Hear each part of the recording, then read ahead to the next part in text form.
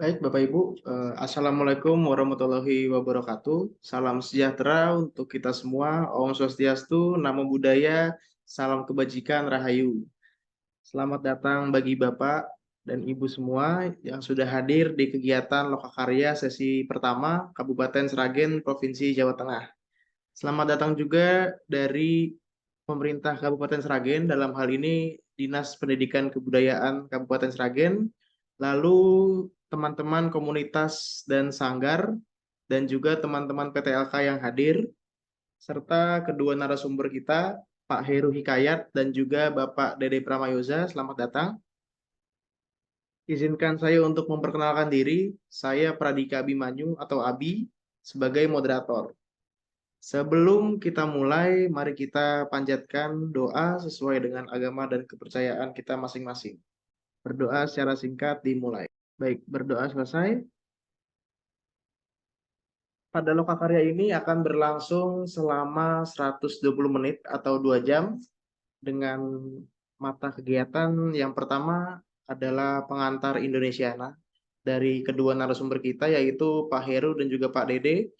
Dilanjutkan dengan diskusi serta paparan dari pihak Dinas Pendidikan Kebudayaan Kabupaten Sragen dan juga teman-teman komunitas yang sudah tergabung dalam tim kerja terkait kegiatan yang sudah disusun. Kemudian potensi objek pemajuan kebudayaan dan juga mungkin kuratorial bersama kedua narasumber kita.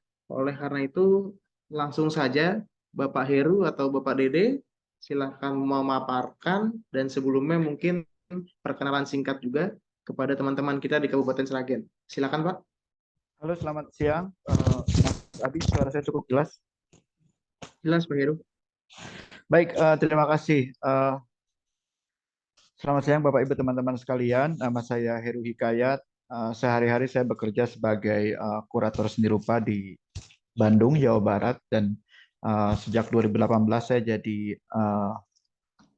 panel ahli platform Indonesiana yang diinisiasi oleh Direktorat Jenderal Kebudayaan.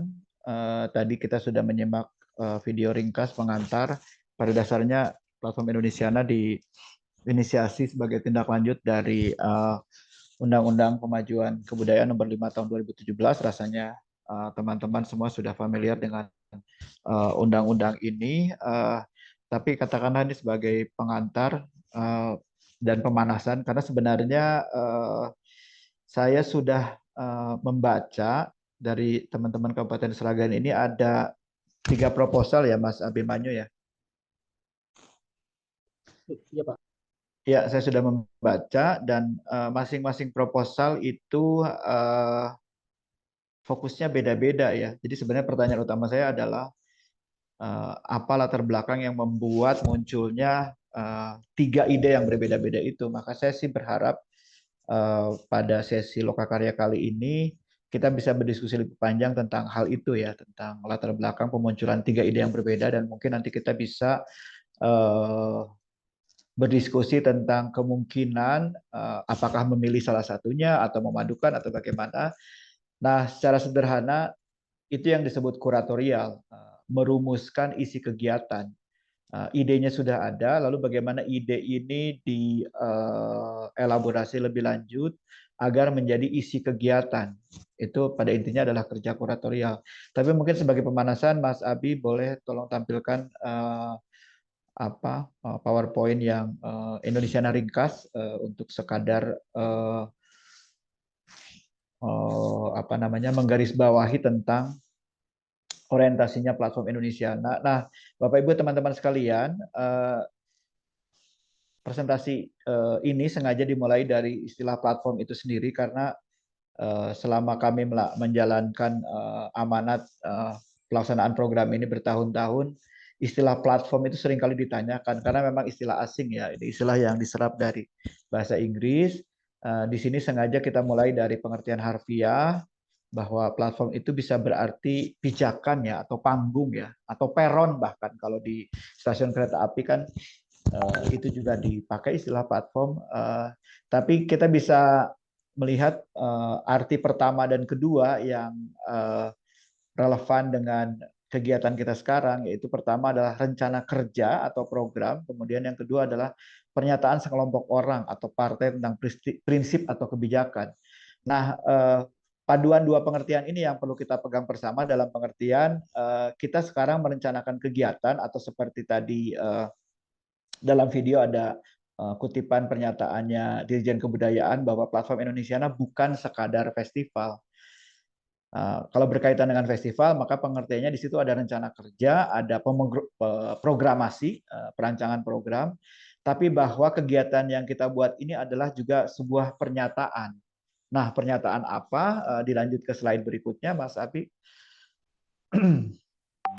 Pernyataan apa? Ini berkaitan dengan orientasi ya. Nah, yang pertama adalah tadi sudah disinggung tentang hubungannya dengan Undang-Undang Nomor 5 Tahun 2017. Tapi maksudnya dari undang-undang ini adalah berbagai produk turunannya, termasuk PPKD yang ada di yang dirumuskan di Kabupaten Sragen sendiri.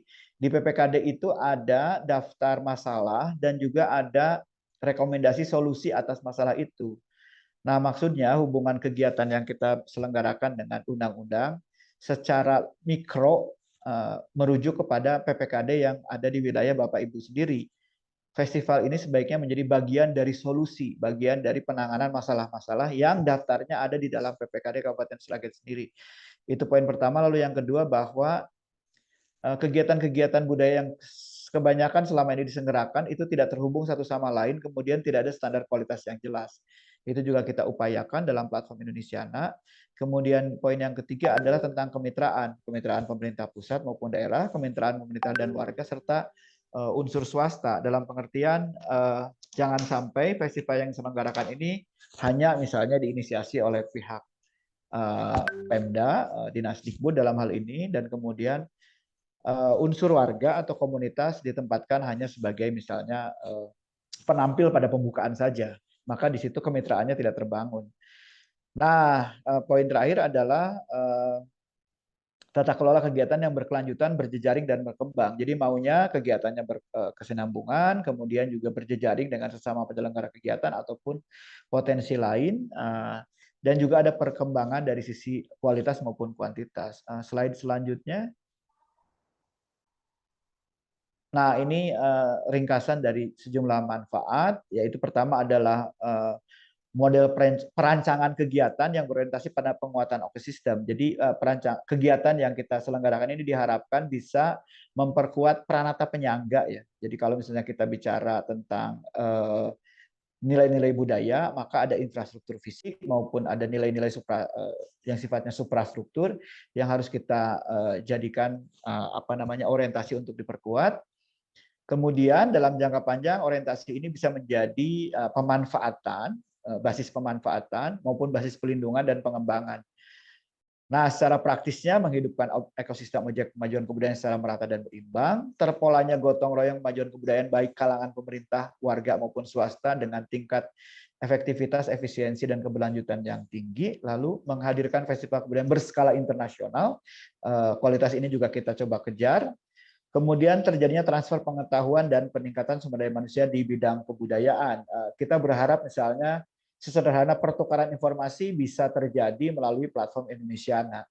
Nah, itu sekedar pemantik diskusi dari saya. Sekali lagi, selanjutnya nanti saya berharap kita bisa berdiskusi lebih panjang. Maksudnya ada waktu yang cukup leluasa untuk mendiskusikan 3 proposal yang sudah dikirimkan oleh teman-teman dari Kabupaten Sragen. Pertama adalah latar belakangnya, kenapa lahir 3 ide itu, kenapa muncul 3 ide itu, lalu pilihan-pilihan apa yang sebaiknya kita pertimbangkan.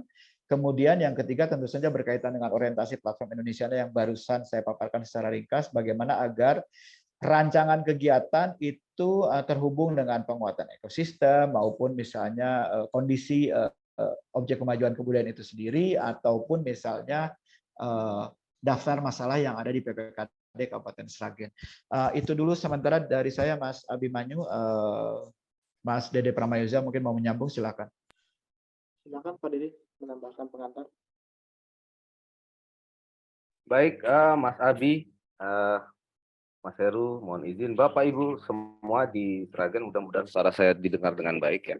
bisa terdengar dengan baik. Selamat pagi, Assalamualaikum warahmatullahi wabarakatuh. Selamat menunaikan ibadah puasa bagi yang menunaikan. Ya. Bapak Ibu semua di Sragen, senang sekali akhirnya bisa ikut berkenalan dengan teman-teman di Sragen. Nama saya Dede Pramayoza. Sehari-hari saya bekerja sebagai staf pengajar di sebuah perguruan tinggi seni di Padang Panjang, Sumatera Barat. Dan seperti juga Mas Heru, saya ikut serta di platform Indonesiana sejak tahun 2018 ketika pertama kali platform ini diluncurkan. Dan kalau saya tidak salah mengingat, waktu itu sebenarnya Kabupaten Sragen sudah ikut serta mendukung pelaksanaan platform Indonesiana untuk kota Surakarta. Kalau tidak salah, Sragen juga terlibat di dalam International Gamelan Festival yang diselenggarakan oleh kota Surakarta pada tahun 2018 itu. Karena Sragen adalah salah satu kabupaten yang cukup dekat ya dari Surakarta.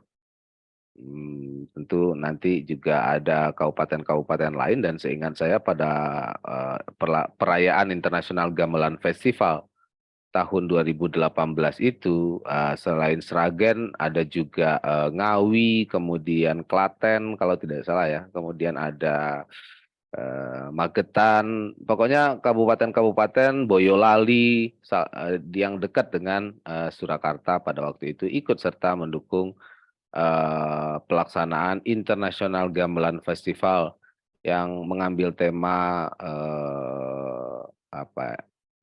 kira-kira waktu itu adalah gamelan. Homecoming. Homecoming, gamelan homecoming ya.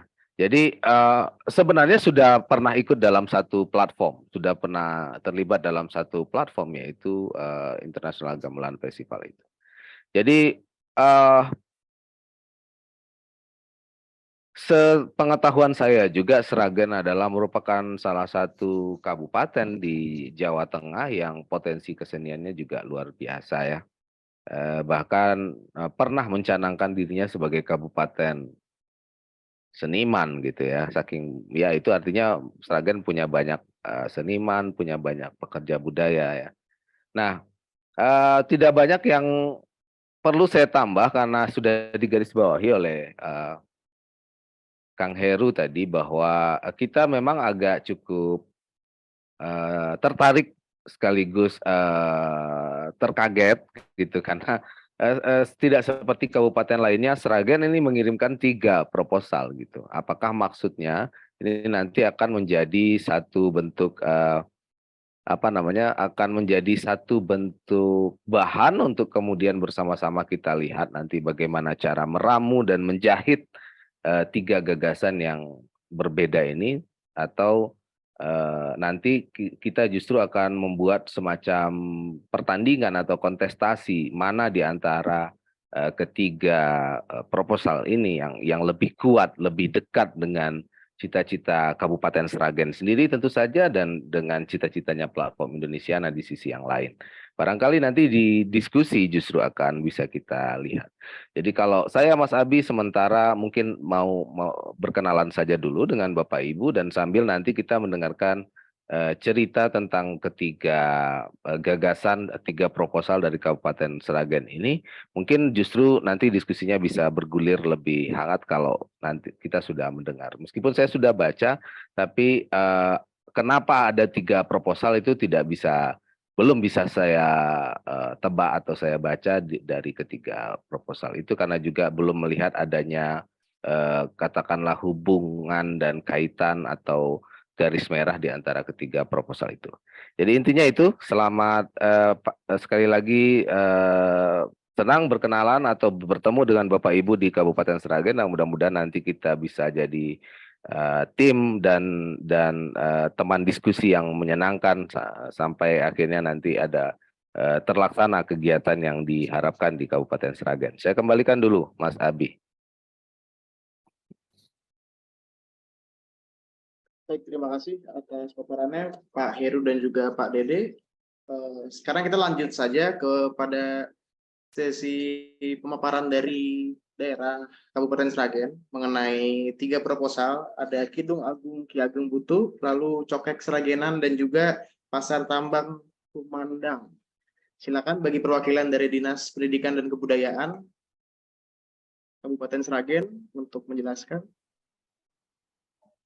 Ya, terima kasih. Selamat siang Bapak Ibu sekalian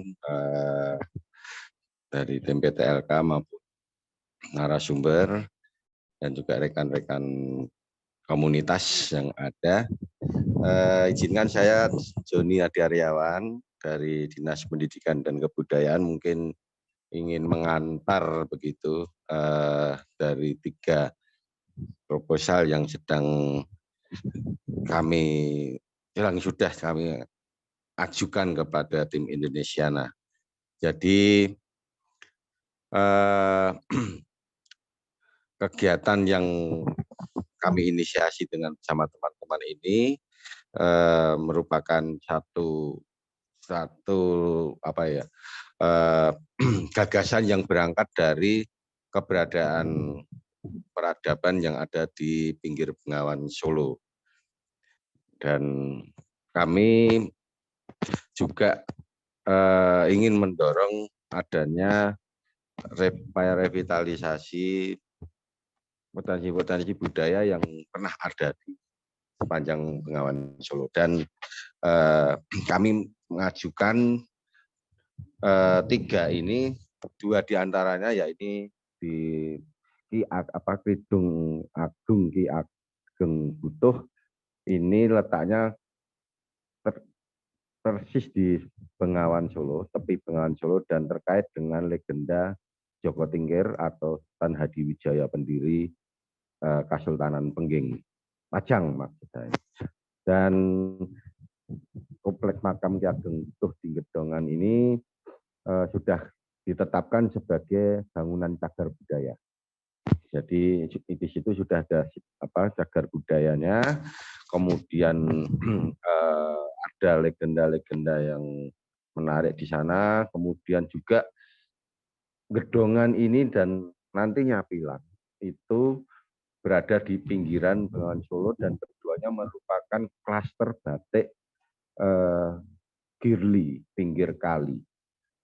Jadi Gedongan maupun Gedongan dan Kecamatan Tupuh maupun Pilang, desa Pilang di seberangnya itu utara selatan begitu Bapak Ibu kalau dilihat di peta. Pilang ini masuk Kecamatan Tupuh di sisi selatan Bengawan, sedangkan Gedongan ini di sisi utara masuk Kecamatan Tupuh. Ini berada di tepi Bengawan Solo. Karena letaknya di pinggir kali, maka 2 desa sepanjang desa ini kita ada 5 desa penghasil batik di pinggir Bengawan. Itu disebut sebagai klaster batik Girly atau pinggir kali, maksudnya pinggir kali Bengawan. Dan kebetulan pula di secara historis ada kompleks makam Ki Ageng Butuh. Nah, kemudian terkait dengan Pasar Tambak, sebelumnya di makam Ki Ageng Butuh ini sudah banyak sekali ziarah-ziarah pengunjung-pengunjung yang melakukan ziarah makam di sana. Dan semakin ramai mungkin di bulan-bulan Syuro nanti atau Muharram. Dan kemudian bergeser ke Pasar Tambak Sribit, Desa Sribit, Kecamatan Sidoarjo. Ini juga terletak di tepi Bengawan Solo. Nah, berangkat dari keberadaan legenda maupun cerita tradisi lisan yang ada di sana. Itu ada tokoh yang disepuhkan di masyarakat Tambak Desa Sribit, Kecamatan Sidoarjo, yakni Eyang Tambak Yudo dan Eyang Girinoto. Nah, jadi Eyang Girinoto ini ceritanya bangsawan ulama yang kemudian dilarung, kemudian bekalnya habis, kemudian akhirnya merapat di Desa Tambak yang waktu itu ada Eyang Tambak Yudo sebagai kepala desanya. Nah, kemudian karena kehabisan bekal dan beliau ini sepertinya menyandang suatu masalah, mungkin sakit atau bagaimana, nanti teman dari desa yang akan menyampaikan. Nah, beliau ini akhirnya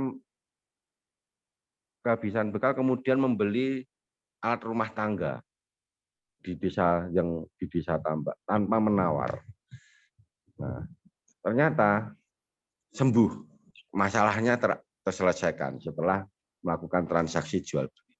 Nah, momentum ini kemudian diteruskan, diwarisi oleh warga desa turun temurun sampai sekarang. Jadi setiap suro, kita ada suro kecil dan suro cilik dan suro gede. Setiap suro itu ada pasar Suran Tambak, pasar yang menjual belikan alat-alat rumah tangga dan temanya banyak sekali yang bertema dari bambu. Dan uniknya adalah tanpa banyak menawar atau bisa sangat tanpa tawar menawar, karena disitulah diyakini ada keberkahan.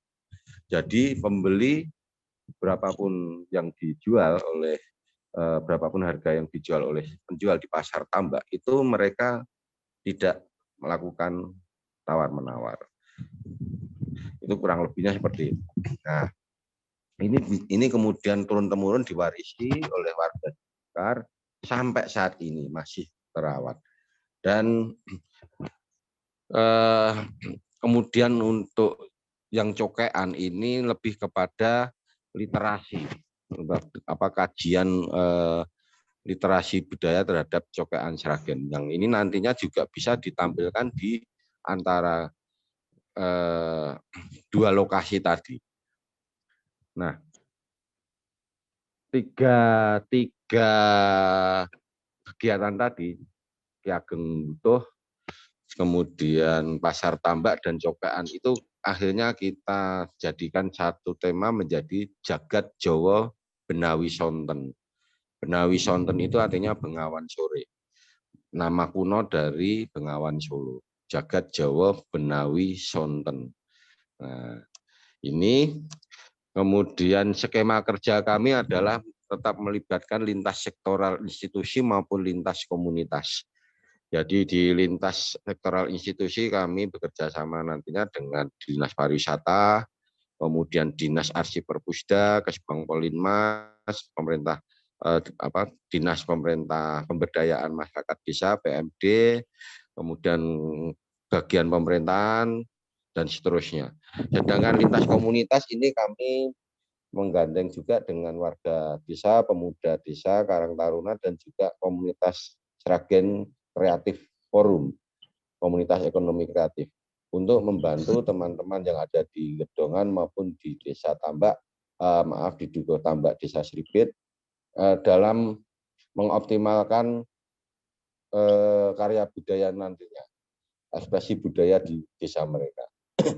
Nah, platform ini juga kami, karena platform Indonesiana ini juga menyangkut peningkatan kapasitas, maka mereka nantinya yang akan banyak bergerak. Masyarakat, seniman, dan juga para komunitas nantinya yang akan sebisa mungkin kita budayakan untuk merangkai kegiatan dan mengoptimalkan kegiatannya. Nah, selain itu, kami juga mempersiapkan sharing kegiatan lintas institusi. Jadi di Desa Gedongan maupun di Desa Tambak ini kegiatannya kita sharingkan dengan kegiatan yang ada di Dinas Pendidikan dan Kebudayaan. Untuk Kidung Agung Ki Ageng Butuh, ini kita sinergikan dengan program kegiatan aktualisasi objek kemajuan kebudayaan yang ada di seksi sejarah dan mitra, serta kegiatan kultural heritage yang ada di seksi kesenian. Sedangkan yang ditambah ini di Desa Sribit itu kami sinergikan dengan kegiatan yang ada di seksi kesenian, yakni revitalisasi permainan tradisional. Di samping itu di tingkat pemerintahan desa sendiri itu sudah secara rutin menyelenggarakan event tahunan pasar Surantamba. Ini hal yang luar biasa yang patut kita apresiasi.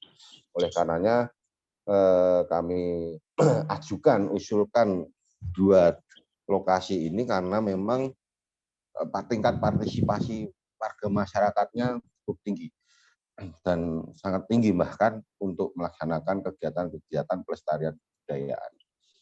Itu mungkin singkat dari kami, nantinya mungkin akan dipertajam lagi oleh teman-teman yang ada di desa maupun komunitas terkait kegiatan yang ada di Gedongan, Kidung Agung, Ki Ageng Butuh, kemudian juga Pasar Surantamba, Pasar Tambak Kumandang, maksudnya, kemudian ada juga mengingat cokean. Mungkin itu saja sebagai awalan dari kami. Untuk selanjutnya kami akan kembali kepada moderator. Silahkan. Baik, terima kasih atas pengantarnya, Bapak Joni Aryawan.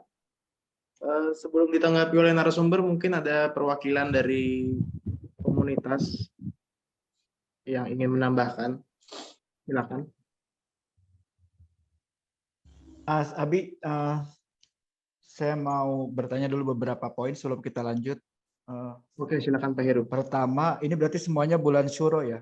Perkiraan tahun ini perkiraan bulan Syuro itu jatuh di bulan bulan Agustus, apa ya Pak. untuk kalender Masehi? Bulan Agustus. Bulan Agustus, Pak. Oke.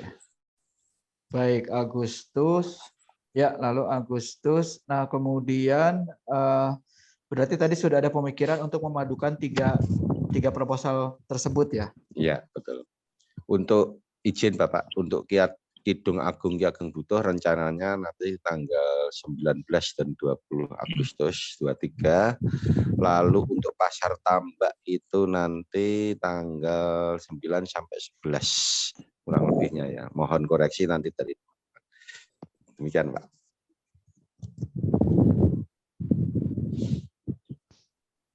Oke, baik.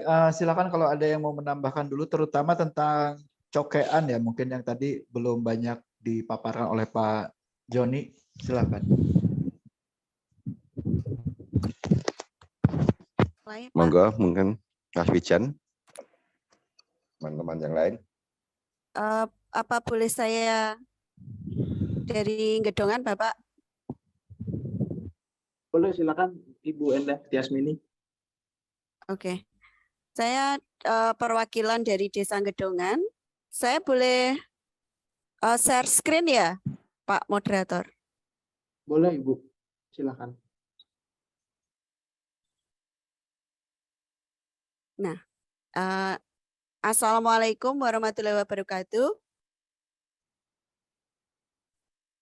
Yang saya hormati para kurator, Bapak Heru dan Pak Dede, juga kawan-kawan dari platform Indonesiana.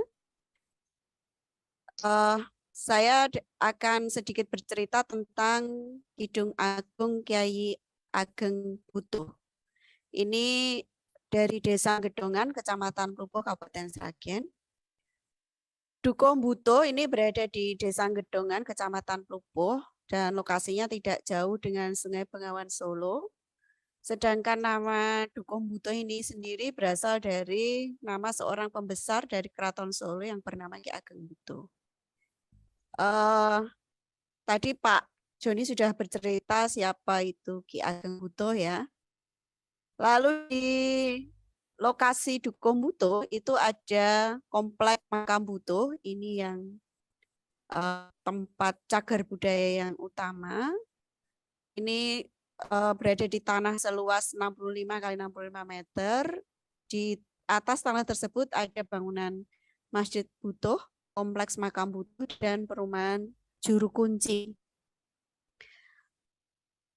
Lalu di dalam makam seperti ini, komplek makam Butuh itu di dalam bangunan yang gedung ini terdapat makam kedua orang tua Raden Djoko Tingkir, yaitu Ki Ageng Butuh, ketiga sahabat Djoko Tingkir, dan kerabat yang lain. Ini berada di dalam bangunan.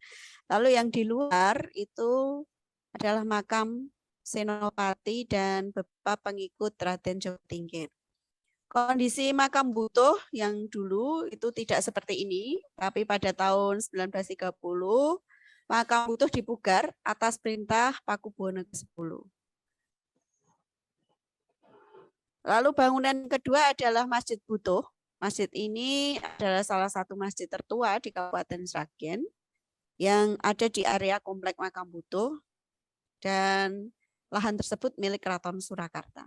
Masjid ini pertama kali digunakan pada sholat Jumat Legi tanggal 10 Mei 1500 dengan khotib yaitu Kiai Ageng Butuh atau Ki Kepu Kenongo.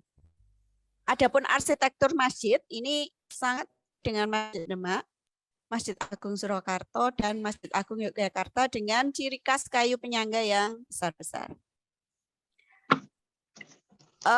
Djoko Tingkir atau Sultan Hadiwijoyo merupakan putra Ki Kepu Kenongo atau Ki Ageng Butuh yang murid dari Syekh Siti Jenar. Nah, salah satu ajaran Syekh Siti Jenar adalah tidak memperkenankan adanya bunyi-bunyian berupa gamelan pada saat syiar agama. Maka di area komplek makam Butuh tersebut tidak diperbolehkan ada suara gamelan ataupun wayangan yang ditabuh di area tersebut, dan aturan ini berlaku untuk warga asli Dukuh Butuh. Sehingga kalau wayangan atau gamelan itu diselenggarakan oleh masyarakat Dukuh lain di Desa Ngedongan, berarti Dukuh di sebelah-sebelahnya itu masih diperkenankan. Begitu juga saat ada peziarah yang dari wilayah lain di luar Desa Ngedongan, kebetulan doanya terkabulkan, maka akan menyelenggarakan wayangan atau nunut menggelar wayangan di area makam Butuh diperbolehkan. Jadi dengan begitu kita singkat, warga Dukuh Butuh tidak diperbolehkan menggelar wayangan atau gamelan di area makam Butuh. Satu-satunya yang boleh diperdengarkan adalah suara beduk dan rebana atau hadroh. Lalu terkait tradisi lisan yang muncul di Desa Ngedongan, selain makam Ki Ageng Butuh, ada juga makam Eyang Gedong, ini berada di Dukuh Butuh, tepatnya di RT 9. Eyang Gedong atau Kiai Gedong ini diyakini oleh warga adalah penghuni awal desa kecil yang didatangi oleh Ki Ageng Butuh. Jadi seperti semacam tuan rumahnya gitu ya saat Ki Ageng Butuh merapat di area pinggir Bengawan Solo. Nah, makam ini juga menjadi salah satu tujuan peziarah, jadi di luar makam Ki Ageng Butuh.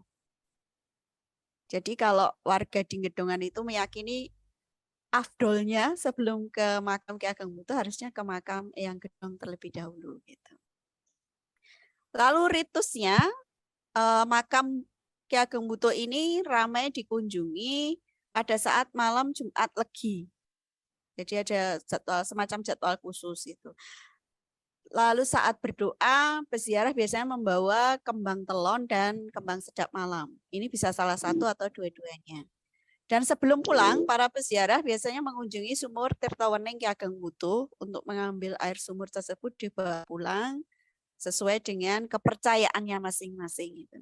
Nah, tapi dalam perkembangannya saat ini makam Butuh justru ramai di weekend. Jadi setiap Sabtu Minggu itu ramai dikunjungi dan peziarah rata-rata datang dari Jawa, dari Pulau Jawa. Jadi Jawa Timur penyumbang paling besar peziarah yang ada di makam Butuh. Lalu ada makanan khas yang ini biasanya keluarnya hanya saat malam Jumat Legi. Nah, ini ada, kalau warga setempat itu biasa menyebutkan Inka daharan karmanipun Ki Ageng Butuh itu yaitu ketan punar Ki Ageng Butuh. Berupa ketan berwarna kuning dengan lauk bandeng pedas serta kuahnya ini kuah santan kuning. Ini hanya bisa dinikmati setiap malam Jumat Legi. Sedangkan potensi kesenian ada rampak beduk, hadroh atau rebana, gejok lesung, dan kelompok tari. Ini saat ini ada 2 sanggar tari yang pesertanya atau yang belajar di sana adalah anak-anak usia TK sampai dengan SMP. Lalu ada potensi UMKM. Ini yang pertama jeruk ageng. Ini oleh paling digemari oleh para peziarah. Lalu ada marneng. Ada kurang lebih 6 warga produsen marneng. Lalu aneka olahan jamur tiram. Ini ada 5 produsen. Lalu mebler. Sablon kaos ini oleh Karang Taruna dan aneka keripik. Di luar itu, karena tadi disebutkan Desa Gedongan ini termasuk klaster penghasil batik yang dikenal dengan batik girly atau batik pinggir kali, kurang lebih ada 6 kelompok pembatik atau juragan gitu, dan yang diproduksi adalah batik tulis dengan proses canting. Beranggotakan tiap kelompok itu sekitar 7 sampai 15 orang dan semuanya adalah para perempuan dari Desa Gedongan yang biasanya sebagai ibu rumah tangga. Jadi mereka akan membatik di sela-sela waktu setelah pekerjaan rumah tangga selesai. Lalu ada motif batik khas yang ditemukan yaitu batik Balontang Kasmaran. Ini adalah batik dengan warna beluntang-beluntang gelap terang atau hitam putih, di mana terdapat beruntung lontang yang bulunya totol-totol hitam putih. Dan saat ini sedang kita desain ulang atau kita aplikasikan dalam motif itu yang sedang digarap oleh teman-teman pengrajin batik di Desa Gedongan. Itu potensi yang ada di Desa Gedongan. Demikian, matur nuwun. Bisa kita lanjutkan dengan proses diskusinya. Terima kasih. Selanjutnya, apakah ada yang ingin dan paparannya tadi terkait cokek sragenan tadi? Silakan. Oke. Izin menambahkan Pak untuk terkait dengan cokek sragenan. Oke, silakan Ibu Anjar. Oke. Kami kemarin mau mengkombinasikan antara Pasar Tambak Kumandang beserta dengan Kidung Agung Ki Ageng Butuh. Itu nanti untuk cokek, mengingat cokek sragenan itu kan sudah hampir punah ya Pak. Dan kita kebetulan punya maestronya. Maestro dari cokean itu yang kemarin sudah mendapat predikat dari Kementerian Pendidikan dan Kebudayaan sebagai maestro dari cokek tersebut. Nah, nantinya cokean itu akan kita tampilkan di Pilang, di Desa Pilang pada saat prosesi yang ada, prosesi membatik tradisional secara tradisional di Desa Pilang itu nanti akan melibatkan anak muda dan masyarakat, dan ada dialog untuk dialog budaya yang mengenai tentang cokek sragenan. Kita akan menghadirkan maestro cokek tersebut supaya nantinya kita bisa merevitalisasi supaya itu akan tetap lestari, begitu Pak. Jadi kalau untuk cokean sragenan itu memiliki iringan musik yang sangat khas dan lebih dinamis dibandingkan dengan gending-gending Jawa seperti Solo ataupun Jogja. Itu akan lebih dinamis di dalam aransemennya, di dalam aransemennya lebih dinamis. Dan kebetulan di Sragen itu banyak senimannya, masih kita lestarikan. Dan ini nantinya kan akan kita wariskan kepada generasi-generasi muda berikutnya supaya hal ini tidak akan punah begitu untuk cokek sragenan. Jadi sebenarnya tadi dari Mbak Indah itu ada satu rangkaian nanti mohon diberi kesempatan dari Pak Bayan Pasar Tambak ya, yang mau menceritakan tentang potensi yang ada di Pasar Tambak.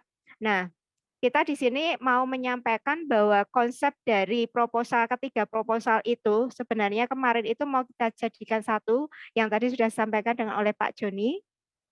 Kemudian diawali dari kegiatan yang ada di Pasar Tambak Kumandang itu nantinya akan diawali dengan lomba anak-anak sekolah untuk permainan rakyat berbasis pada bambu. Sebelum Pasar Tambak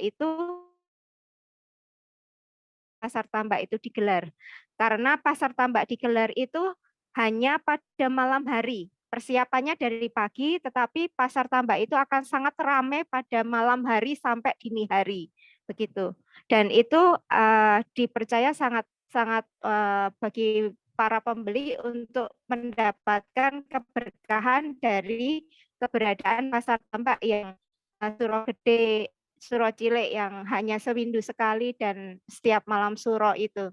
Kemudian nanti kita lanjutkan dengan prosesi yang ada di tempat Mbak Indah tadi, Gedongan, itu yang kita tonjolkan adalah kesakralan dari makam Ki Ageng Butuh, yang nantinya akan kita bikin ada festival beduk yang Ki Ageng Butuh itu akan diarak dari tepi Bengawan Solo menuju ke makam untuk berdoa bersama dan mendoakan yang sumari di sana.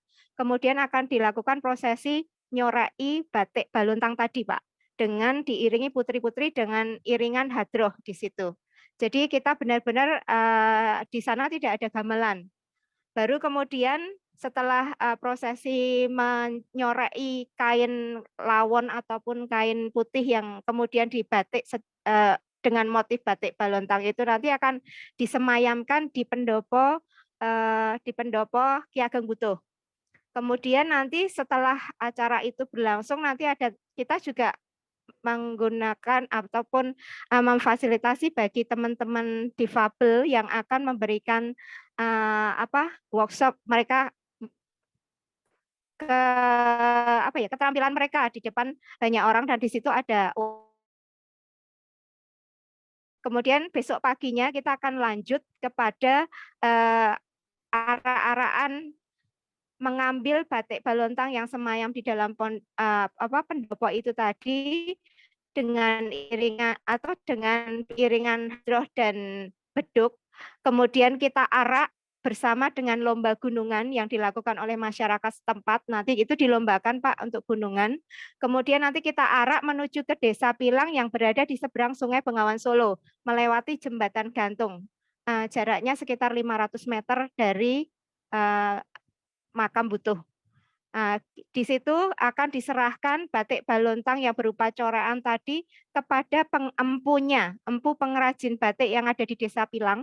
Kemudian di sana dilakukan praktek membatik secara tradisional dengan pewarna alami. Di sana kita kemarin sudah mengikuti revitalisasi batik yang ada di Pilang yang secara tradisional, di mana di sana yang membatik itu sambil uro-uro, sambil didoakan supaya memberikan berkah bagi para pemakainya.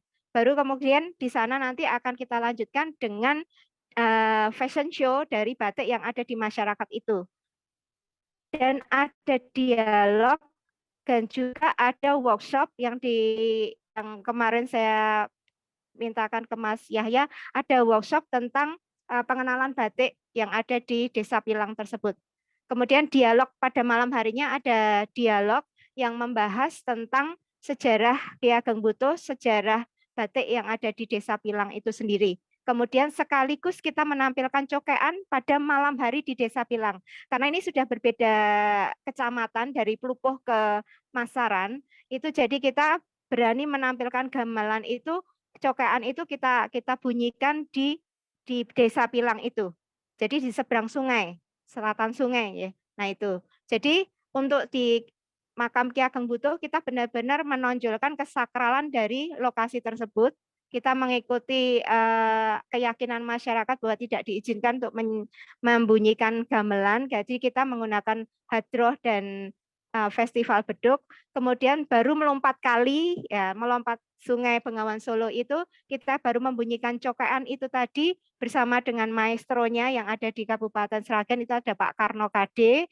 Nanti kita melakukan dialog dan sekaligus menampilkan cokean itu di Pilang. Mungkin begitu Pak. Ini secara garis besar dari konsep besar proposal kita menjadi satu rangkaian Jagat Jawa Benawi Sonten itu tadi. Begitu Pak, mungkin tambahan dari kami. Baik, terima kasih Bu Anjar. Bu Anjar, satu poin dulu Mas Abi, sorry. Tadi disebutkan tentang pengajuan pelaksanaan workshop pengenalan batik. Mungkin bisa diceritakan lebih lanjut Bu Anjar, yang dimaksud itu workshop seperti apa?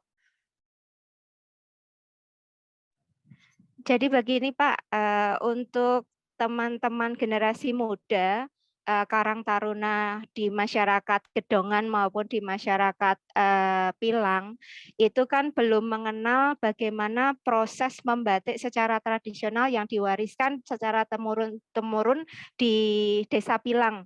Karena kebetulan Desa Pilang, Kliwonan, Gedongan itu kan merupakan sentral dulu PB8 sering hadir di sana hingga saat ini kan menjadi pusat membatik.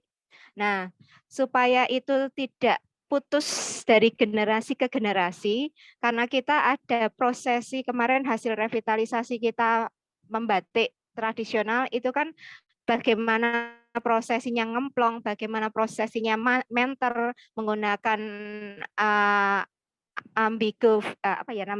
ambiguvira ya, lupa saya itu. Ada pohon indigo vera. Nah, ada pohon indigo vera yang dimanfaatkan oleh masyarakat dan dibudidayakan untuk mewarnai batik itu secara alami dengan warna-warna alami. Nah, mungkin itu Pak yang kemarin mencoba untuk ada workshop untuk anak-anak muda bagaimana prosesi membatik yang dulu diwariskan oleh empu-empu ataupun yang diwariskan oleh PB8 itu membina masyarakat Pilang supaya tidak terputus di generasi berikutnya. Kemudian satu lagi workshop yang kemarin kita mencoba untuk di Desa Tambak, Dusun Tambak yang Pasar Tambak Kumandang, karena di sana itu banyak produsen anyaman bambu untuk perkakas rumah tangga. Jadi untuk generasi muda supaya Pasar Tambak ini baik di suro kecil maupun di suro gede yang setiap malam suro ataupun 8 windu sewindu sekali ya, 8 tahun sekali itu ada suro gede, itu masih dilanjutkan. Nanti kalau yang sepuh-sepuh yang masih melaksanakan prosesi Pasar Tambak Kumandang itu sudah tidak ada, generasi muda ini masih bisa melanjutkan dengan mereka melakukan atau keterampilan di bidang workshop untuk menganyam bambu dalam bentuk inovasi wadah-wadah rumah tangga begitu. Jadi ada 2 workshop yang sebenarnya kita mencoba untuk angkat Pak. Jadi satu itu di satu sisi adalah batik membatik secara tradisional. Kemudian yang kedua itu workshop untuk anyaman bambu, inovasi untuk tempat-tempat yang menjadi produk yang dijual di Pasar Tambak Kumandang itu. Begitu Pak, mungkin. Terima kasih.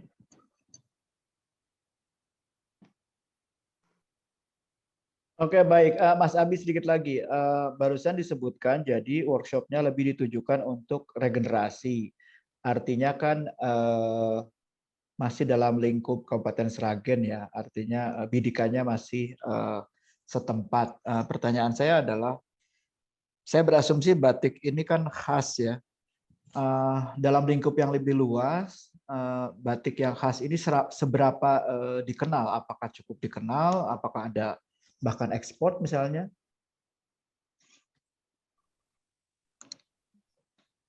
Izin menambahkan, Pak. Kebetulan saya dulu pendamping. Ya, silakan Pak Joni. Saya Joni. Saya kebetulan dulu pendamping dari UMKM batik yang ada di klaster Girly ini. Memang ciri khas dari motif batik Sragenan itu kebetulan perpaduan antara motif-motif baku keratonan itu, kemudian ditambahkan dengan motif flora fauna yang ada setempat di tempat mereka.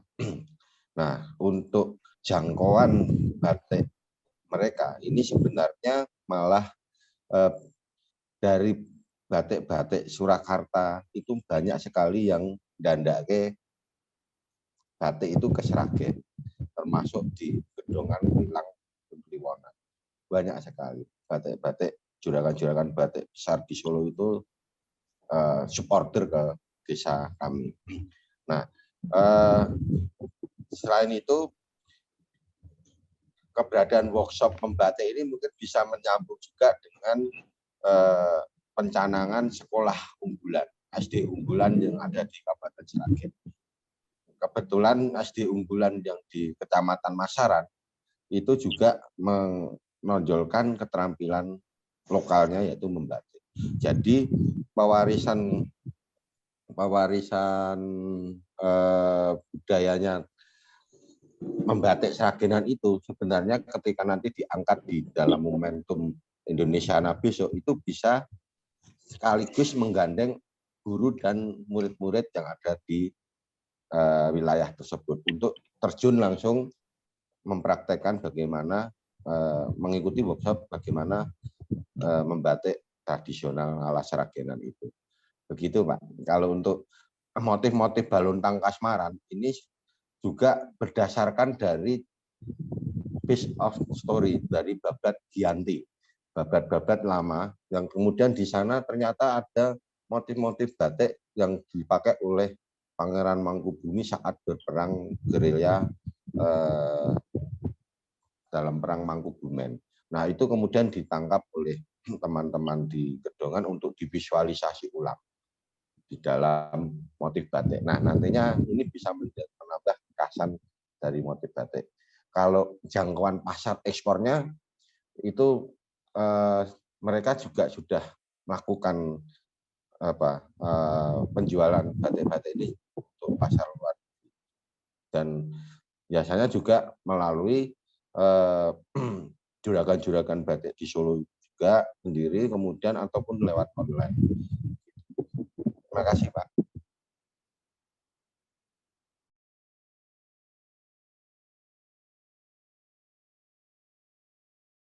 Silakan ditanggapi Pak Heru, Pak Dede. Ya, saya juga ada sedikit pertanyaan dulu Mas Abi, nanti mungkin saling sambung aja kita dengan Mas Heru ya. Kalau saya yang jadi pertanyaan, kalau pertama mungkin kesimpulan saya sebenarnya sudah ada satu gagasan untuk menyatukan menyatukan ketiga proposal ini tadi di dalam satu kegiatan yang namanya Jagat Jawa Benawi Sonten, tapi mungkin waktu nggak cukup waktu atau gimana sehingga yang akhirnya kita baca itu jadi 3 proposal ya. Jadi Jagat Jawa Benawi Sonten. Nah, pertanyaan saya terkait dengan ini yang pertama adalah sebenarnya sebagai satu plot dari kegiatan dari awal sampai akhir tadi menarik ya bagaimana Mbak Anjar tadi menggambarkan ya di mana dimulai, kemudian ada apa saja di sana, kemudian akan berlanjut kemana. Jadi sudah seperti rute. Tadi saya sudah membayangkan bahwa kegiatan ini Jagat Jawa Benawi Sonten ini sudah akan menjadi seperti satu rute perjalanan dari mana memulai dan di mana nanti kemana terus kemana dan di mana nanti akan diakhiri. Itu yang pertama. Jadi mungkin segera atau nanti setelah ini teman-teman di Sragen punya waktu untuk kemudian menulis apa yang tadi sekilas dibayangkan oleh Mbak Anjar dan juga sebenarnya sebelumnya juga sudah digambarkan sedikit oleh Mbak Endah tadi. Nah, ini mungkin yang perlu kita lihat nanti juga bersama-sama sebagai satu kerangka kurasi. Tapi sungguh pun begitu, saya punya 2 pertanyaan sebenarnya. Yang pertama, apakah ada kegiatan budaya yang dilaksanakan di Kabupaten Sragen yang sudah berlangsung secara bertahun-tahun, di mana komponen dinas maupun komunitas terlibat gitu. Di banyak daerah sebagai contoh biasanya bentuknya adalah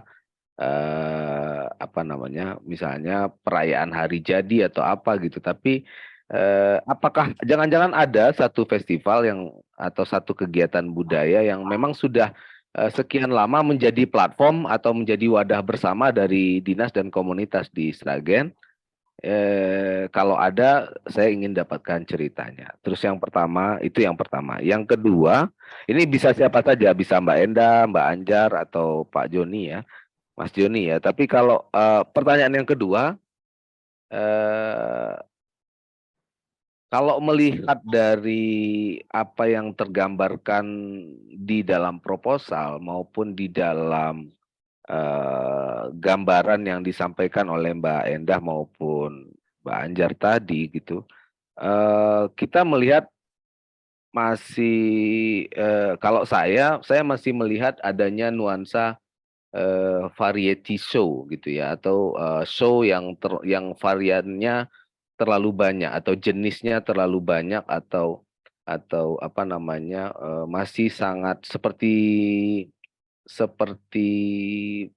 perca-perca, yang saya khawatir kalau dia tidak berhasil dijahit dalam satu, katakanlah, cara yang kuat gitu, atau satu kain yang tersambung kuat, dia menjadi agak terlalu banyak warna dan tidak satupun yang bisa di highlights gitu, atau tidak satupun yang bisa kita beri garis merah atau kita stabilo nanti gitu. Nah, ini yang saya mungkin, atau saya salah menangkap atau belum menangkap gitu. Jadi mungkin saya minta itu dari teman-teman di Sragen. Sebenarnya kalau di tempat lain misalnya, kita punya beberapa cara untuk menghimpun atau membangun kegiatan kebudayaan serupa ini. Yang pertama adalah memulai dari OPK-nya gitu ya. Jadi ini yang paling banyak digunakan di berbagai tempat. Misalnya objek pemajuan kebudayaan yang disasar itu misalnya gamelan, maka kemudian dia mewujud menjadi International Gamelan Festival misalnya. Di tempat lain ada yang menyasar saman gitu, tari saman dalam hal ini, sehingga kemudian dia menjadi Festival Budaya Saman gitu. Atau di tempat lain ada yang menyasar sile sebagai sebuah kesenian tradisional, sehingga dia menjadi Sile Art Festival gitu misalnya. Sile kan itu logika yang umum yang kita gunakan di Indonesia. Nah, jadi dia mulai dari, nah kalau yang di Sragen ini kita mulai dari batik kah atau dari mana? Itu yang pertanyaan saya. Ini bukan satu-satunya pilihan. Ada pilihan yang lain, pilihan di mana dia mencoba membangun payung besar, di mana nanti beberapa, jadi dia tidak mulai dari OPK, tapi dia mulai dari wilayahnya, atau dia mulai dari geokultur, katakanlah gitu, wilayah budaya. Apakah, saya nggak tahu Sragen itu geokultur tersendiri atau gimana, sehingga misalnya ini bisa muncul misalnya di Belu gitu misalnya, di mana yang diangkat itu sebenarnya memang Belu sebagai masyarakat Belu sebagai satu geokultur yang dengan demikian melampaui wilayah administratif, karena sebagian masyarakat yang berada di Timor Leste sana juga sebenarnya satu kultur dengan mereka gitu ya. Jadi yang diangkat adalah wilayah budayanya gitu. Jadi cara yang pertama adalah dari objeknya, sehingga biasanya objeknya muncul di dalam nama perayaan, kemudian atau dari nama kegiatannya, sehingga payungnya ini yang muncul di dalam nama kegiatan, entah nama etnik, entah nama geokultur atau apa. Dan ada cara yang ketiga, yaitu cara yang sangat politis dalam tanda kutip ya. Politis dalam tanda kutip adalah politik budaya dalam hal ini. Kita mulai dari sebuah pesan atau amanat penting yang urgen, yang harus terjadi saat ini gitulah. Misalnya Belu itu membuat festival Pohorai, itu selain tadi saya bilang dia punya logika bahwa mereka satu leluhur, baik yang berada di Nusa Tenggara Timur maupun yang di Timor Leste gitu, tapi juga Pohorai itu adalah satu bentuk diplomasi budaya. Jadi untuk mengajak saudara-saudara kita yang berbeda negara atau dipisahkan oleh wilayah administratif itu untuk berdialog, untuk menemukan kembali bahwa kita ini jangan sampai berperang loh, karena kita ini saudara, kita ini satu nenek moyang, berbeda negara sekarang tapi leluhurnya sama. Jadi pesan itu yang mau disampaikan oleh Festival Fohorai. Jadi dimulai dari pesannya. Nah, saya nggak tahu yang tiga ini, ada tiga metode yang lazim kita temukan. Jadi ini bukan kita anjurkan sebenarnya, tapi kita simpulkan dari berbagai festival yang kita temani dari tahun 2018. Biasanya kita melihat tiga strategi ini atau tiga cara ini untuk menyusun kegiatan sekaligus kemudian memberi nama dari kegiatan. Nah, saya tadi menangkap pesan bahwa yang mau diangkat adalah Benawi Sontennya gitu atau Bengawan Solonya. Apakah begitu atau saya baru bisa menangkap? Karena kalau Bengawan Solo ya artinya dia tidak hanya dilewat di Sragen saya yakin, tapi juga ada kabupaten lain jangan-jangan yang juga dilewati oleh. Apakah itu memang yang mau disasar atau apa gitu? Saya mau mendapatkan highlight dari apa yang kita ceritakan sepanjang itu tadi itu untuk kemudian bisa membayangkan ini festival atau ini satu kegiatan budaya, perayaan budaya yang lebih kemana? Lebih pada objek pemajuan kebudayaannya, lebih kepada atapnya atau payungnya, atau lebih kepada pesannya. Itu dulu Mas Abi, mungkin pertanyaan saya mudah-mudahan dipahami karena agak terlalu panjang sebagai sebuah pertanyaan mungkin ya. Terima kasih Mas Abi. Baik, terima kasih Pak Dede. Tadi sudah ada beberapa pertanyaan yang harus dijawab oleh mungkin Pak Joni, Mbak Endah, maupun Ibu Anjar. Tapi sebelum itu mungkin Pak Heru ada tambahan. Tidak Mas Abi, saya pikir pertanyaan dari Mas Dede perlu didiskusikan lebih dulu, silakan. Oke, terima kasih Mas Heru. Baik, silakan dijawab oleh siapa kira-kira? Baik, mungkin ini nanti akan banyak terjawab juga ketika nanti Pak Bayan Tambak mengenalkan potensinya lebih dulu. Saya rasa kita mulai dulu di Tambak ya. Kalau untuk kegiatan event-event budaya yang sudah terlaksana banyak di Sragen. Mungkin ada di Tambak itu sendiri bahkan itu sudah menjadi event rutin yang partisipasi masyarakat, dinas maupun pemerintah desanya juga luar biasa, sangat aktif. Kemudian nanti di Kemukus juga ada, kemudian dari Jadi pasti ada, dan seterusnya. Nah ini mungkin langkah baiknya dari Pak Bayan Tambak, monggo untuk diberikan kesempatan menjelaskan ini. Terima kasih. Ya. Silakan.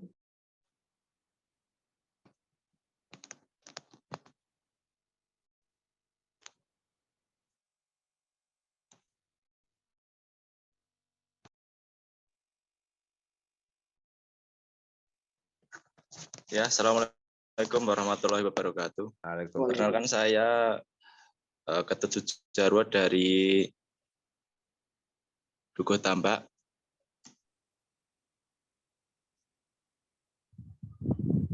Ya, Mas Ketut.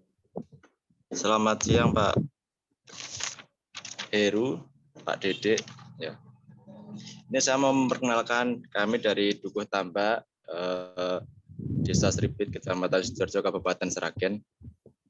Yang mana di desa kami itu ada situs yaitu berupa patok perahu yang selama ini kami selaku warga juga sekaligus pemerintah Desa Sripit setiap tahun yaitu di bulan Suro, bertepatnya di hari Jumat Wage, itu selalu mengadakan event atau pasar tradisional. Ritus pasar tambak itu berupa patok perahu Eyang Girinoto yang digunakan untuk menali perahunya yang disandarkan. Juga di pasar tambak itu ada situs lumpang kenteng yang digunakan masyarakat tempo dulu untuk ndeplok utawa nutu gabah menjadi beras. Juga ada makam Eyang Girinoto dan abdinya, juga ada makam cikal bakal Kampung Tambak yaitu Eyang Tambak Yudo yang dipercaya adalah salah satu pasukan elitnya Joko Tingkir. Lanjut, potensi lokal yang ada di dukuh kami, itu warga kami masih mempertahankan yaitu membuat sekaligus memakai alat-alat yang terbuat dari bambu, Bapak. Yaitu sampai sekarang ini masyarakat masih membuat anyaman seperti kukusan, masih terus ikra, membuat tali, pecut, itu sampai sekarang masih dipertahankan dan masih diuri-uri sampai sekarang ini. Selanjutnya tradisi lisan Eyang Girinoto. Itu dulu ada seorang raja yang konon ceritanya menurut Simbah itu dari kerajaan Jogja. Itu mempunyai anak yang menderita sakit kulit. Menderita sakit. Konon ceritanya raja tersebut berusaha untuk mengobati anaknya supaya sembuh. Tetapi belum mendapatkan kesembuhan. Singkat cerita, sang raja tersebut mendapatkan wangsit untuk melarung anaknya di sebuah sungai, yaitu Sungai Bengawan Solo. Singkat cerita, anak tersebut dilarung, dikasih perbekalan. Sang raja bersabda, "Hei anakku, tatkala bekalmu ini habis, ya di situ tempatmu untuk bertempat tinggal." Akhirnya berjalannya waktu, bekal tersebut habis dan bersandar di Kampung Tambak. Lanjut, Eyang Girinoto atau mbahnya tersebut itu membeli peralatan dapur, membeli bahan makanan yang digunakan untuk bertahan hidup maksudnya. Ketika membeli bahan makanan atau membeli peralatan tersebut, Eyang Girinoto atau mbahnya itu membeli tanpa menawar. Jadi berapapun harganya langsung dibayar, kan gitu.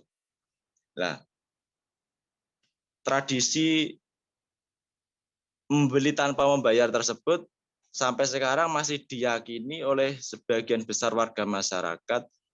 Apabila meniru atau membeli tanpa menawar tersebut, segala hajatnya itu bisa terkabul dan barang yang dibeli dari pasar tambak tersebut membawa berkah. Lajeng di Tambak juga ada sejarah Eyang Tambak Yudo. Ini juga berkaitan juga dengan Eyang Joko Tingkir. Jadi dulu Eyang Tambak Yudo itu adalah cikal bakal Kampung Tambak yang konon adalah salah satu dari pasukannya Joko Tingkir yang berjumlah 40.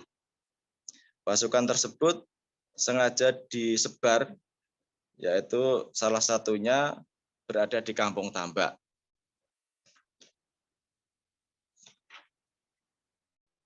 Lajeng tradisi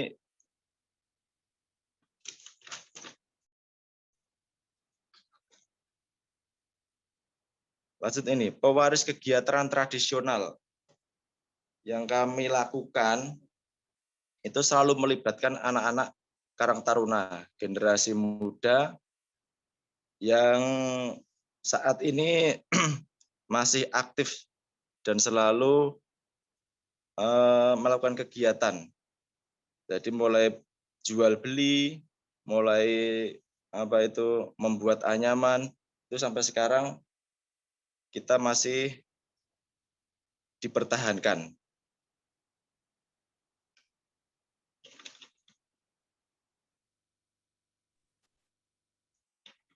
Mungkin demikian dulu penjelasan dari kami. Baik, terima kasih Mas Ketut. Kalau Mas Ketut tuh dari Desa Tambak ya? Betul nggak? Dari Desa Tambak. Iya, Mas Ketut itu dari Desa Tambak, dusun Tambak. Nggih. Ya, kalau Mbak Anjar tadi? Saya dari Dinas Pendidikan, Pak. Oh, dari dinas. Kalau Mbak Endah tadi katanya dari Desa Gedongan. Iya, Mbak Indah ada Oh. di Desa Iya, Gedongan. Bapak, Desa Gedongan. Berarti sekarang di sini ada 2 desa nih yang dilibatkan. Ada desa ini berjauhan posisinya atau gimana? Desa Tambak dan Desa Gedongan. Posisinya beda kecamatan, Mas. Itu jadi yang desa dusun Tambak itu masuk Desa Sribit ada di Sidoarjo. Kemudian untuk yang Gedongan itu masuk di Kecamatan Plupuh. Oke. Itu dan 2 desa ini karena basicnya dari sejarahnya itu merupakan transportasinya melalui Bengawan Solo, tokoh-tokoh yang ada di sana itu lewatnya Bengawan Solo. Makanya kenapa kita mengambil tadi Benawi Sonten itu karena Bengawan Solo menjadi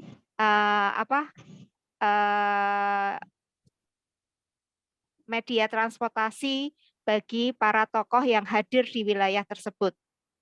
Jadi untuk yang di untuk di Pasar Tambak memang fokusnya kepada bambu karena itu menjadi produk utama dari Pasar Tambak yang diperjualbelikan di Pasar Tambak.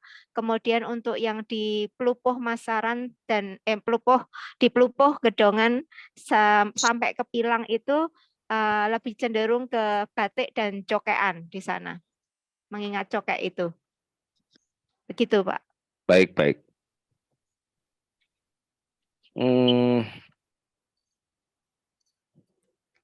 Baik, secara ini sih ada kemiripan ya. Kalau saya tidak salah tangkap, kedua-dua desa atau dusun ini itu pertama sama-sama punya kisah atau punya mitos. Yang kedua sama-sama punya situs. Ada situsnya dari yang ditunjuk oleh mitos atau kisah itu gitu ya. Kemudian ada ritusnya.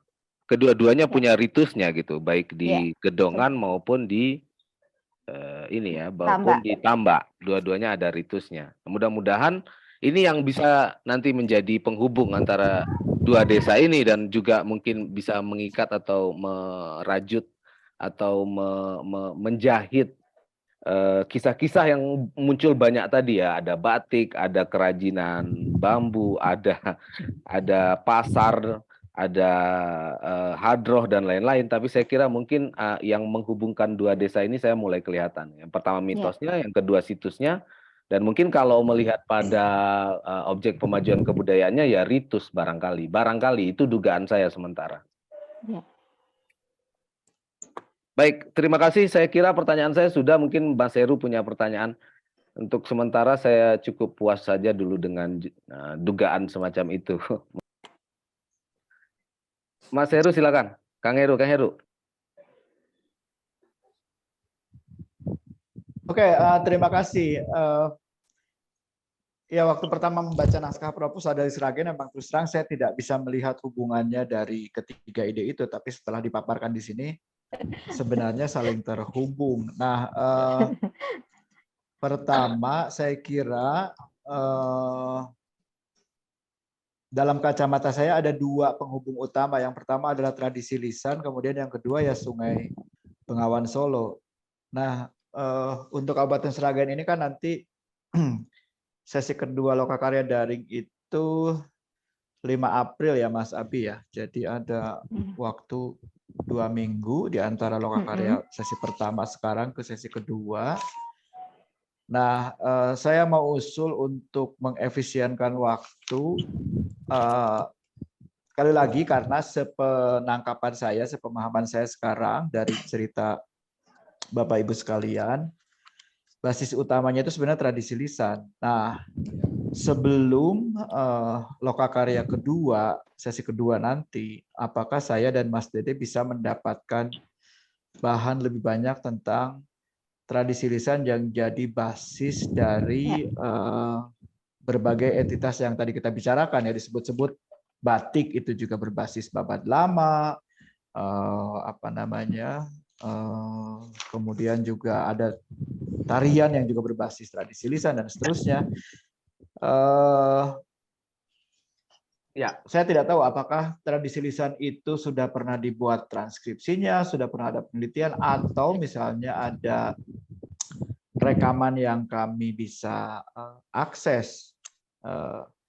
Karena pertanyaan Mas Dede tadi itu kan sebenarnya krusial ya, dalam pengertian bagaimana nanti kita merancang program dalam festival kita ini agar gini Bapak Ibu sekalian, kalau misalnya saya punya pengalaman begini, di Lampung Barat itu juga basisnya dari sastra lisan, namanya nyambai, itu sebenarnya tarian. Nah, ketika saya melihat latihannya, bukan pertunjukan aslinya, latihannya, saya bisa melihat bahwa apa yang disebut nyambai itu sebenarnya bukan hanya tarian, tapi satu prosesi utuh. Dan dalam prosesi itu atau dalam peristiwa itu, orang itu sebenarnya harus benar-benar terlibat. Sebenarnya nggak ada penontonnya. Semua orang yang hadir di situ terlibat. Tapi masalahnya buat orang luar seperti saya, itu ada kesenjangan budaya. Saya nggak ngerti bahasanya, kemudian juga saya tidak kenal orang-orang yang ada di situ, karena misalnya ada bagian-bagian dari nyambai itu seperti berbalas pantun. Kalau orangnya saling kenal dan dia pandai membuat pantun, maka bagian ini bisa berlangsung, jadi sebagai satu plot itu berlangsung dengan mulus. Sementara saya tidak mengerti bahasanya, saya tidak pandai berpantun, saya tidak kenal orang-orang yang ada di situ. Itu kesenjangan yang membuat saya tidak bisa terlibat. Nah, tapi kalau saya hanya menonton berada di situ, sebenarnya juga itu menjadi aneh karena saya menjadi seperti pesakitan yang duduk di sebuah kursi sementara orang lain bergembira bersama gitu, karena keterhubungan antara orang-orang yang terlibat dalam proses itu terlihat sekali. Nah, maksud saya adalah kalau misalnya festival yang diselenggarakan itu tadi apa istilah Mas Dede itu? Yang isinya banyak itu apa, Dek? Lupa aku. Tadi istilah variety show. Kalau misalnya itu berupa variety show, maksudnya isinya banyak, fokusnya banyak, tapi sebenarnya orang-orang yang ada di Sragen, atau misalnya kita bicara tentang Desa Gedongan sama Desa Tambak saja, Dusun Tambak saja, saling paham satu sama lain, itu kan bisa menikmati ya. Karena kan sudah mengerti, tidak ada kesenjangan budaya gitu, bisa mengerti. Tapi kalau orang dari luar datang seperti saya dan Mas Dede, apakah bisa menikmatinya? Nah, pertanyaan Mas Dede itu krusialnya di situ. Itu sebenarnya kembali kepada orientasi dari Bapak Ibu sekalian, apakah ingin menyelenggarakan festival yang dinikmati di wilayah Sragen saja, atau gaungnya ingin lebih meluas?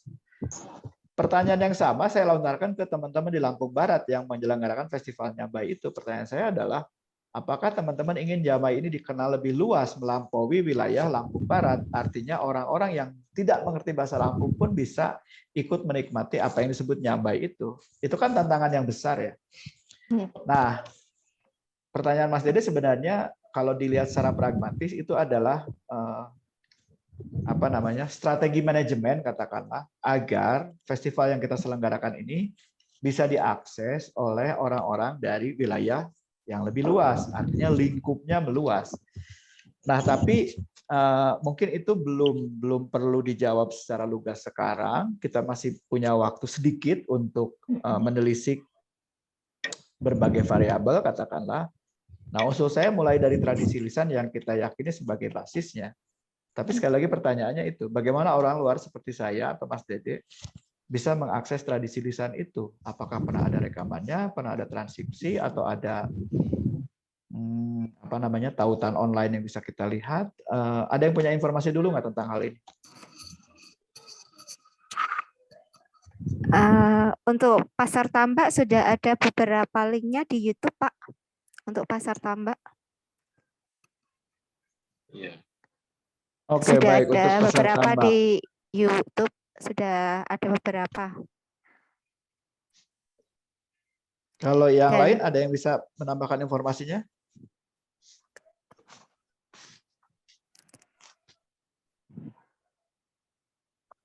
Sebagai sebuah ini saya tambahkan Mas Heru, mungkin tadi saya ingat bahwa nggak tahu ini tadi yang memberi informasi entah Mbak Endah atau malah Pak Joni ya.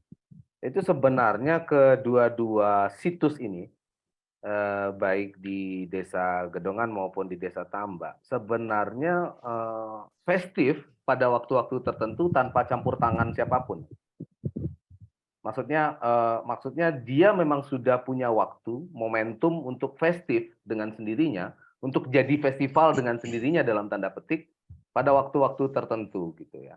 Nah, ini kan juga jadi PR tersendiri nih Pak Kang Heru ya. Jadi kalau justru nanti jangan-jangan dengan dimasukkan ke dalam satu rangkaian kegiatan atau malah jadi nggak festif gitu. Karena kemudian jadi tidak natural misalnya atau jadi tidak alamiah gitu kan, juga kita punya pengalaman seperti itu Mas Heru di beberapa tempat. Misalnya contoh sederhana ya, kembali lagi Bejamu Saman di Gayo Luwes itu kan sebenarnya sudah festival dengan sendirinya tanpa campur tangan orang luar ya. Itu memang masyarakat pendukung tari saman pun sekali pada satu tahun itu biasanya terjadi 1 sampai 2 kali pada momentum yang mereka pilih bersama berdasarkan pengetahuan tradisional mereka gitu, kapan hari baik bulan baik, lalu menyelenggarakan Bejamu Saman di mana kelompok-kelompok saman dari nagari-nagari atau dari kampung-kampung saling bertemu dan berfestival bersama gitu. Nah, justru ketika pemerintah ikut campur, dia jadi nggak festif lagi gitu karena jadi masyarakat jadi tidak datang lagi untuk ikut bergembira ria seperti cerita Mas Heru yang tidak bisa bergembira di Lampung Barat tadi gitu. Nah, itu juga salah satu catatan yang mungkin nanti bisa kita diskusikan ya, karena sejauh yang saya tangkap baik di Pasar Tambak maupun di Gedongan sebenarnya dia sudah festif loh. Tadi Mbak Anu cerita ya, Mbak Endah cerita sebenarnya akhir minggu, akhir pekan tuh udah festif dengan sendirinya loh di Desa Gedongan. Sementara di Desa Tambak juga gitu, ada waktu-waktu tertentu dia sudah festif gitu ya. Sudah festif, sudah seperti perayaan atau festif itu bahasa Indonesianya apa ya Kang Heru ya? Sudah meriah dengan sendirinya, sudah meriah dengan sendirinya. Baik. Itu belum saya lupa terkait dengan pertanyaan Mas Heru yang berkaitan dengan apa tadi yang Tradisi lisan. dengan tradisi lisan. Saya jadi teringat dari pertanyaan Kang Heru ini bahwa mungkin kita perlu bertanya juga kepada Mas Joni ini.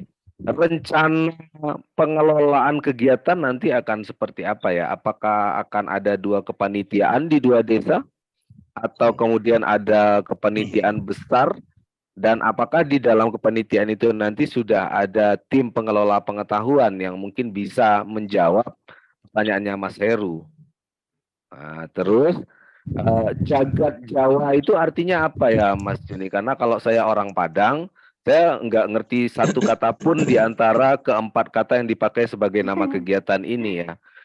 Sehingga ya yang dikatakan Mas Heru ada benarnya, saya malah jadinya kalau saya tadinya berencana datang ke Seragen, terus ada peristiwa namanya Jagat Jawa Benawi Sonten, nggak jadi datang aja lah. Saya nggak tahu apa sih itu gitu. Oke, itu ya Mas Joni ya. Terima kasih. Mudah-mudahan bisa dipahami. Ya, ya menarik ini, semakin menggelitik ini. Ya intinya kalau terkait dengan pengelolaan atau manajemen pengelolaan nanti, kami pasti berharap akan ada 2 kepanitiaan ya di antara Gedongan dan di Lubuh. Tetapi kami satukan dalam satu kepanitiaan besar. Jadi kami membentuk satu tim besar Indonesiana untuk Sragen.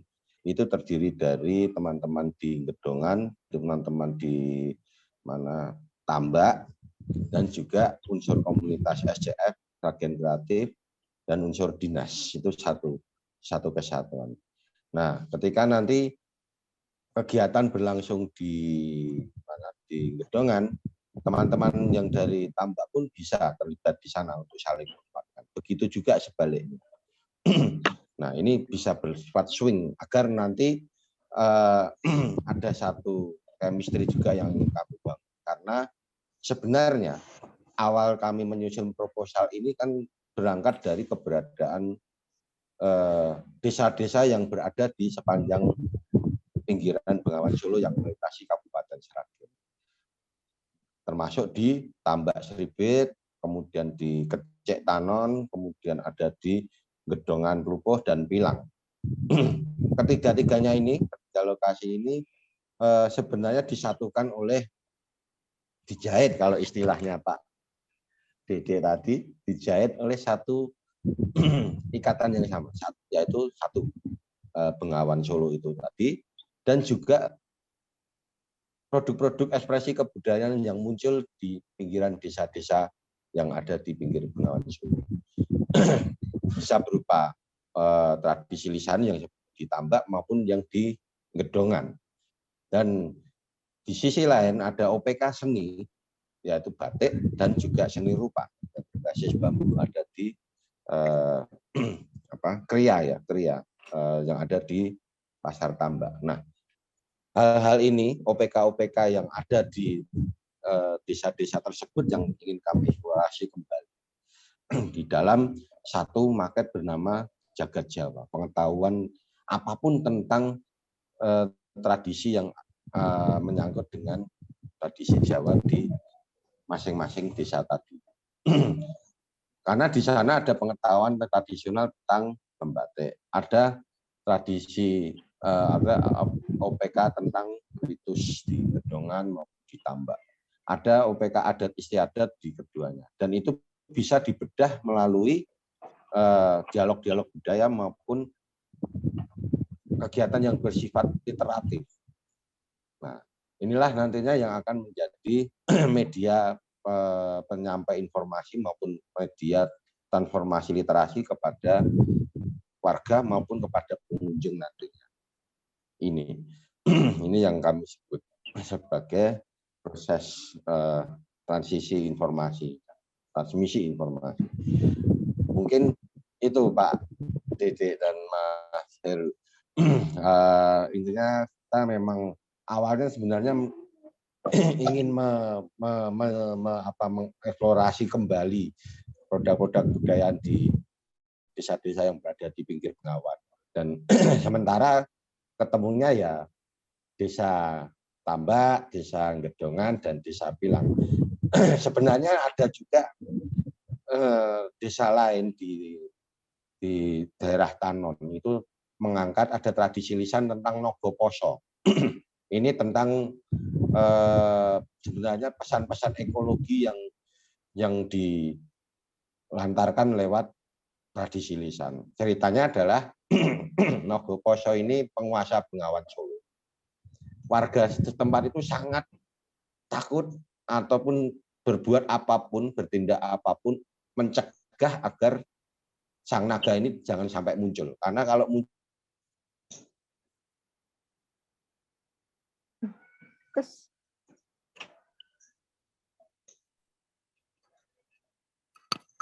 Pak Joni mengalami ketegangan. putus ya. Oh ya. Membawa bencana. Ya, akhirnya mereka berusaha bisa mungkin. Nah, membawa bencana kenapa? Karena naga ini marah. Marah karena warga desa dianggap tidak melakukan seperti umbul merawat sungai. Nah, ini akhirnya terjadilah proses merawat sungai agar si naga tidak muncul. Sedangkan dari aspek sisi historis antara Tambak dengan Gedongan ini dijahit oleh keberadaan tokoh namanya Joko Tingkir. Joko Tingkir ini Sultan Hadijaya kelak nanti pendiri Kesultanan Pajang. Nah, ini dijahit dirajut oleh itu. Dan lagi-lagi menggunakan media Bengawan Solo untuk saling kait-mengait. Mungkin demikian, kalau ada yang ingin menambahkan. Yang lain ada yang ingin menambahkan? Sedikit Pak, mungkin dari saya. Mulai monggo Bu. Nggih. Sekalian ini kemarin kan juga untuk Pasar Tambak Kumandang itu kan kita juga mengajukan sebagai WBTP di kementerian ya. Jadi kita juga ada pengkajian tentang keberadaan pasar tambak yang hanya ada malam satu suro cilik dan suro gede itu yang mungkin tidak ditemukan di tempat lain. Jadi kemarin memang kita sekaligus untuk mendukung keberadaan pasar tambak ini sebagai WBTP dari Kabupaten Sragen, Pak. Itu yang kemarin sudah kita coba untuk ajukan, begitu. Dan kita untuk mengajukan itu kan juga membutuhkan sebuah kajian di sini. Jadi ini ada transfer literasi yang harus kita sampaikan story behind dengan terjadinya adanya pasar tambak itu kan pasti ada ceritanya di balik itu, tradisi-tradisi lisan yang dari tokoh-tokoh kasun apa ya istilahnya tokoh-tokoh dari keraton yang mereka menyebar di sepanjang wilayah Sragen yang melewati Bengawan Solo itu tadi. Jadi sebenarnya masyarakat Sragen yang kebetulan itu desanya itu dilewati oleh Bengawan Solo, mereka punya ikatan yang kuat dengan Bengawan itu Solo itu sendiri. Karena Bengawan Solo itu pasti akan masuk di dalam ritus keseharian mereka.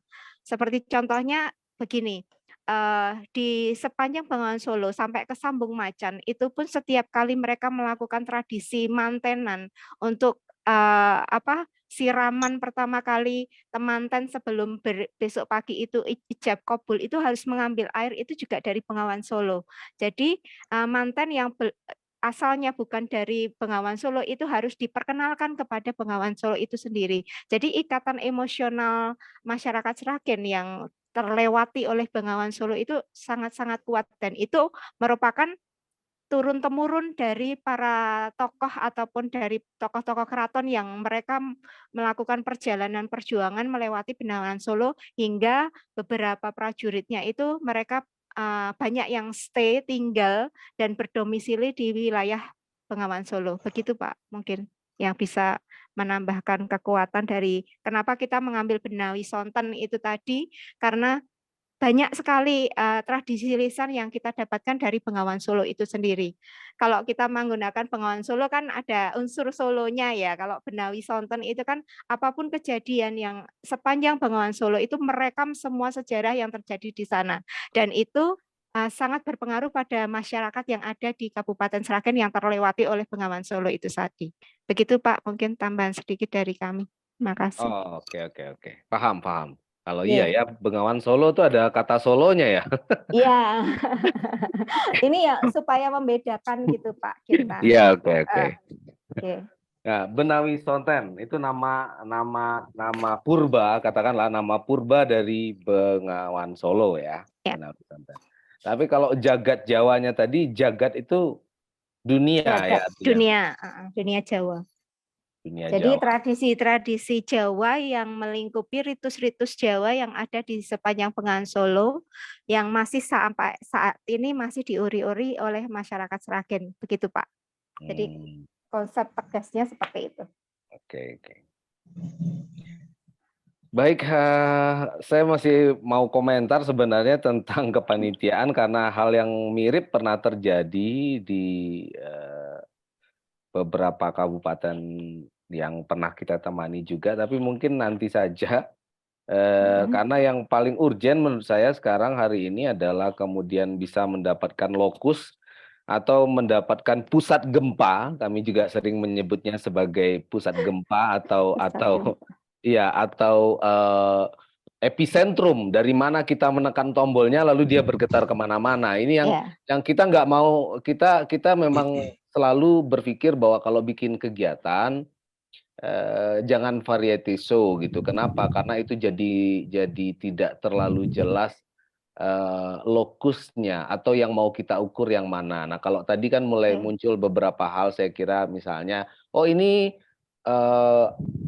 tapi juga masih meraba-raba saya ya. Apakah ini juga sedang bicara tentang budaya atau tradisi masyarakat bantaran kali gitu atau masyarakat di pinggir sungai gitu. Itu satu yang saya tangkap. Yang kedua, karena ternyata di situ juga dari Benawi Sonten itu ternyata kita bisa melihat sebenarnya sedikit banyak sejarah Pulau Jawa secara lisan gitu ya, secara lisan gitu. Itu yang mulai saya tangkap sebagai orang Sumatera ya Bu ya, kalau saya salah. Jadi tolong ini Era prehistorik juga ada di situ Pak Gunawan. Wilayah Sragen juga banyak sekali fosil-fosil prehistorik di sana. Ya, oke. Itu yang mulai saya tangkap. Jadi mulai saya lihat itu. Mungkin perkara nama ini nanti minggu depan itu kalau boleh bawa anak-anak muda. Karena nama kegiatan nih Mbak Anjar sama Pak Mas Joni, kita perlu meminjam kupingnya anak muda dan kupingnya orang luar negeri kadang-kadang. Gitu ya. Jangan hanya pakai kuping kita, nanti enggak kalau istilah mereka itu nanti enggak eye-catchy gitu. Nah, nama kegiatannya gitu ya. Karena kita juga berharap yang mengunjungi festival atau kegiatan-kegiatan budaya itu kan sebenarnya anak muda. Anak muda, remaja, anak muda gitu, dan dengan cara mereka nggak apa-apa kalau cuman misalnya sebagian besar hanya jadi tempat untuk selfie atau bikin vlog, ya nggak apa-apa, memang itu dunianya mereka gitu kan. Justru itu salah satu pesan yang mau disampaikan bahwa kekayaan budaya ini juga boleh kamu eksplorasi dan kamu eksperimentasikan sesuai dengan masamu hari ini sebagai generasi X, Y, dan Z kan. Memang itu salah satu pesan kita, saya kira di dalam kegiatan budaya itu. Itu yang pertama. Yang kedua, jadi kita menunggu apa yang Kang Heru bilang tadi, mungkin semacam itinerary atau rundown kegiatan ya. Kalau seperti perjalanan kan ya mungkin ya kayak itinerary dari mana, jam berapa, kemana, apa yang bisa dinikmati pengunjung festival ini atau pengunjung perhelatan ini. Kemudian juga rencana yang lebih rigid mungkin Mas Joni tentang kepanitiaan. Dan bolehkah mereka dilibatkan di dalam lokakarya selanjutnya supaya kita bisa lebih mendiskusikannya lebih jauh. Kalau dari saya itu, Kang Heru, nanti kepanjangan, saya sukar nyetop kalau ngomong, mohon maaf. Mas Heru silakan ya. Oke, terima kasih Mas Dede. Bapak Ibu sekalian, kayaknya waktu kita juga sudah sedikit lagi.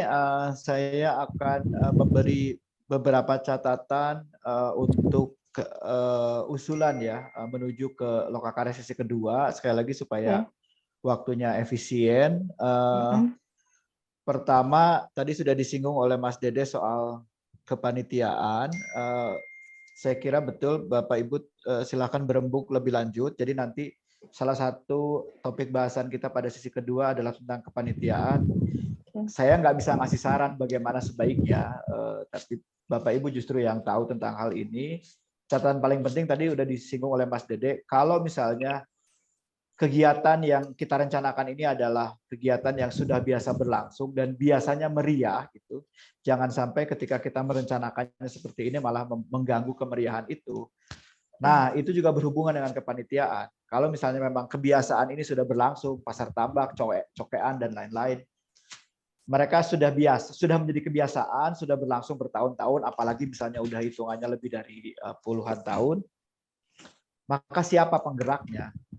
Karena kan pasti ada penggeraknya. Nah, kalau ini adalah kebiasaan yang sudah berlangsung menahun, maka kita perlu mengajak para penggerak itu agar kemeriahannya atau tingkat partisipasinya bisa dipertahankan. Itu satu tentang kepanitiaan, jadi nanti kita diskusikan lebih lanjut nanti pada sesi kedua tentang kepanitiaan. Lalu yang kedua, tadi disebut-sebut Mas Dede tentang epicentrum, atau kalau kita bicara itinerary itu kan sebenarnya plot ya. Ya karena Mas Dede orang teater ya, jadi dia ngomongnya plot gitu kan. Tadi misalnya disebut-sebut, siapa yang menyebut, cokean bisa digelar sebelum pasar tambak dimulai gitu kan, karena pasar tambak biasanya malam, maka sebelumnya bisa digelar cokean kalau saya tidak salah dengar. Nah, itu kan plot, itu yang kita bayangkan plot, dan sejauh menghubungkan antara cokean dan pasar tambak, plot itu masuk akal. Ini pendapat saya sebagai orang luar ya.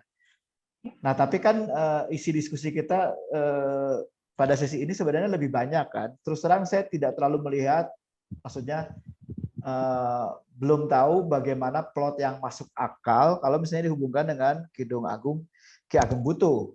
Karena kan tadi bahkan disebut-sebut ini satu praktik beragama yang bahkan misalnya mengharamkan gamelan. Tadi kan disebut-sebut gitu. Jadi dia merupakan satu watak yang berbeda. Ini adalah satu praktek beragama yang muncul pada satu waktu tertentu gitu loh. Jadi dia ada lini masa yang khusus. Sementara kalau kita bicara tentang tradisi lisan, ini kan berkaitan dengan sesuatu yang jauh lebih tua lagi. Lalu bagaimana kita menyusun plot yang masuk akal itu tadi? Terus terang saya belum melihatnya, tapi itu nanti harus bisa kita pecahkan kalau misalnya memang mau memadukan. Nah, kalau misalnya nanti sudah ada gambaran plotnya, urut-urutannya, nanti kita bisa lihat. Jangan-jangan